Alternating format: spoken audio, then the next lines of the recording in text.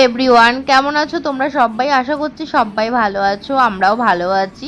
ছোট মেয়ে যাচ্ছে এক্সাম দিতে, আর আজকে এক্সামের দ্বিতীয় দিন। এখনও দুটো এক্সাম বাকি, ও পড়ে ওয়ানে।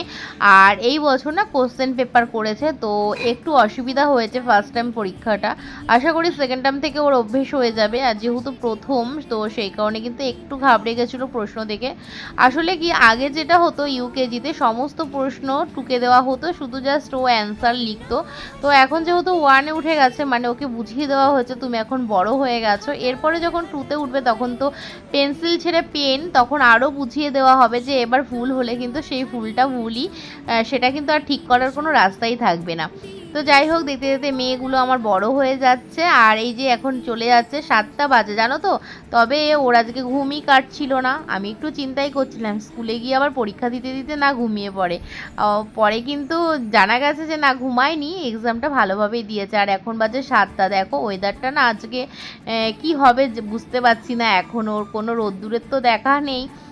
তো মেঘলা থাকবে না রোদ্দুর থাকবে কে জানে। তো আজকে একটু কাচাকুচি করারও ইচ্ছে রয়েছে, জানো তো। শীতের কিছু পোশাক না এখনও পর্যন্ত রয়েছে।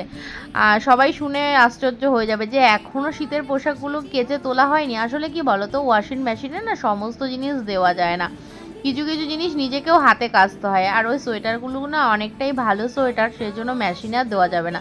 মেশিনে অপশান রয়েছে, তবুও যেইভাবে ধোলাই করে কাচে না, একদম যেন মানে হাড়ে গিয়ে লাগে আমার। তো এমনভাবে কাজে, তো যেগুলো নাকি বাড়ির পরার জিনিস, মানে রোজ ইউজার যেগুলো, সেগুলোই একমাত্র দিই। তাছাড়া কিন্তু ভালো জিনিস আমি হাতেই কেচে নিই। তো মেয়ে চলে গেল, আর মেয়েকে টাটা করলাম। আর এইদিকে আমি এদিকে টেনশন করছি যে কি হবে স্কুলে গিয়ে, না ঘুমিয়ে পড়ে।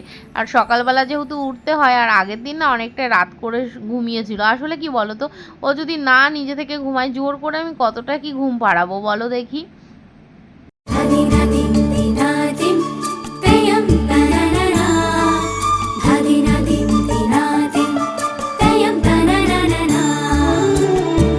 তো একজন তো এক্সাম দিতে গেল, আর বড় মেয়ে এই যে এখনও ঘুমিয়ে আছে, ওকে একটু পরে ডাকবো, যেহেতু ওর স্কুল একটু দেরিতে, তো সেই কারণে। আর সকালবেলা দেখো এই যে মৌরি ভেজানো জল আর আমন্ড বাদাম নিয়ে নিয়েছি, তো এটাই সকালবেলা শুরু আমার। প্রত্যেক দিন আমি খাই, এমনকি তোমরাও খেও, তাহলে কিন্তু গ্যাস অম্বলটা অনেকটাই কম হয়। আর আমি কোনো জিনিসই কন্টিনিউ করতে পারি না, এই খাচ্ছি আবার কিছুদিন হয়তো খাওয়াই বন্ধ করে দেবো। তারপরে দেখো রান্নাঘরে চলে এসেছি, আর সকালবেলার ব্রেকফাস্টটা না আজকে তোমাদের সাথে শেয়ার করতে ভুলে গেছি। কয়েকদিন ভিডিও দিচ্ছি না, নানান রকম টেনশন রয়েছে, মেয়েদের এক্সামের টেনশন বেসিক্যালি, আর কোনো টেনশন নয়। কারণ ওদের এক্সাম নিয়ে না আমি ভীষণ নার্ভাস থাকি, যে যাই হোক এত কষ্ট করে পড়াই, তারপরে যদি ভুল করে আসে তাহলে তো মাথাটা প্রচুর পরিমাণে গরম থাকে, তখন আর ইচ্ছে করে না যে ফোনটা হাতে নিয়ে কোনো কিছু ভিডিও করি। তো যাই হোক, একটু একটু করে ভিডিও করছি আর তোমাদের সাথে শেয়ার করছি। আজকে না বর গেছে হাসপাতালে, আমার দেওরের একটু প্রবলেম হয়েছে, তো সেই কারণে। আর আজকে বাড়িতে আসবে না, একেবারে রাতে আসবে। আর এখানে দেখো লাউ শাক করে নিয়েছি, আর ওইদিকে তো দেখলেই ডিম কষা করেছি আলু ছাড়া পেঁয়াজ দিয়ে। আর একদম না তেল দিইনি, জানো তো। এখন না তেল ছাড়া, মানে তেল ছাড়া নয় অ্যাকচুয়ালি, তেল কম দিয়ে খাওয়ার চেষ্টা করছি, পরিমাণের থেকেও চাইছি যে একটু কম দিতে, কারণ এখন তো প্রচুর প্রবলেম হয় না গ্যাস অম্বলে, সেই কারণে। আর গ্যাসের ট্যাবলেটও কিন্তু খেতে হয় মাঝে মাঝে। তারপরে দেখো স্নান টান করে খাওয়া দাওয়া করে একটু বসলাম। আর আজকে বরকে ছাড়া যেহেতু খেয়েছি, একদমই ভালো লাগছিল না, জানো তো, মনটা ভীষণই খারাপ লাগছিল। আর একা একা না আমি খেতে পারি না, কিন্তু আমাকে বলছে বারবার করে যে তোমাকে খেতে অভ্যেস করতে হবে, কারণ তোমার শরীরটা আলাদা রকম, আমার শরীরটা আলাদা রকম, তো সেই কারণে তোমাকে তোমার টাইমে খেতে হবে। আর আজকে এত জামা কাপড় কেচেছি, সবটা যদি তোমাদের সাথে শেয়ার করতাম না, পুরো 2 ঘন্টার ভিডিও হয়ে যেত। আর বললামই যে আমার ইচ্ছে করছিল না ভিডিও বানাতে, তো সেই জন্য। শীতের জামা কাপড় তো কিছু কেচেইছি, আর কিছু শাড়ি ছিল আমার, সেগুলোও কেচেছি। তারপরে দেখো একদম সন্ধেবেলা এই যে ছাদে এসেছি, আর ছাদে দেখতে পাচ্ছ আমার শীতের জামা কাপড় বলেছিলাম না যে কেচেছি, এই দেখো অন্ধকারে বুঝতে পারছো কিনা জানি না, দুটো সোয়েটার ছিল, বড় একটা জ্যাকেট ছিল। আর এইদিকে দেখো এখন তো পূর্ণিমা চলছে, আর চাঁদটা কি সুন্দর লাগছে না দেখতে। ভিডিওটা ফেটে গেছে দেখেছো, কিন্তু তাও সুন্দর লাগছে। চাঁদ মানে যতই কলঙ্ক থাকুক তবুও সুন্দর, কি বলো? আর দেখো রাত্রিবেলা তো কোনো দিন ছাদে এসে তোমাদের সাথে ভিডিও শেয়ার করা হয় না। আর এই দেখো জামা কাপড়গুলো, এই যে আমার একটা সোয়েটার, তার দুটো সোয়েটার, আমার বরের একটা জ্যাকেট, এমনকি একটা শাড়ি এখানে দেখতে পাচ্ছ, চিলেকোঠায় দুটো তিনটে শাড়ি মেলে দিয়েছি আজকে, এগুলো সমস্ত না হাতে কেচেছি। আর এদিকে দেখো তো রাতের ওয়েদারটা কেমন লাগছে। একদম আমি কিন্তু তিনতলা ছাদের ওপর থেকে ভিডিও করছি, মানে 3.5 তলা থেকে ভিডিও করছি।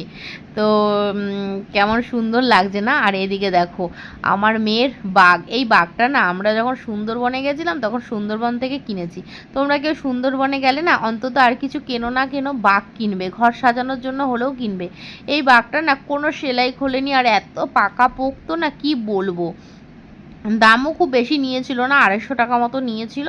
তো ভীষণই ভালো। আর যে বাড়িটা দেখালাম এই বাড়িটা নতুন হয়েছে জানো, মানে কত বছর হবে, 1 বছর 1.5 বছর হয়েছে, তাহলে তো নতুনই বলা যায় বলো।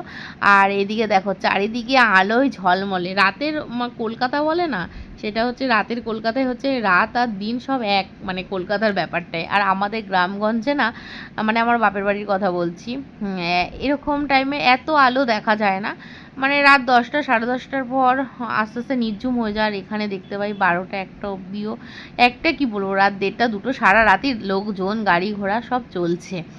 তো অনেক দিন পর ছাদে আসলাম, আর এখনই নিচে দৌড় মেরে চলে যাব, কারণ হচ্ছে একজন অভিনেত্রী আসছেন।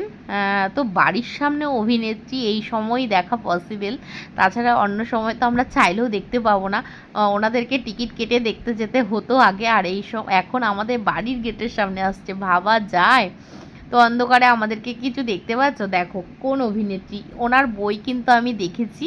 তো ওনাকে যেই দেখেছি ওপর থেকে আসছে, ওপর থেকে দেখা যেত, কিন্তু ওনাকে আমার কাছের থেকে দেখতে হবে, সেই জন্য আমি দৌড়ে এসে একদম 3 তলার থেকে নিচতলায় নেমে গেছি। তো এই দেখো সেই অভিনেত্রী।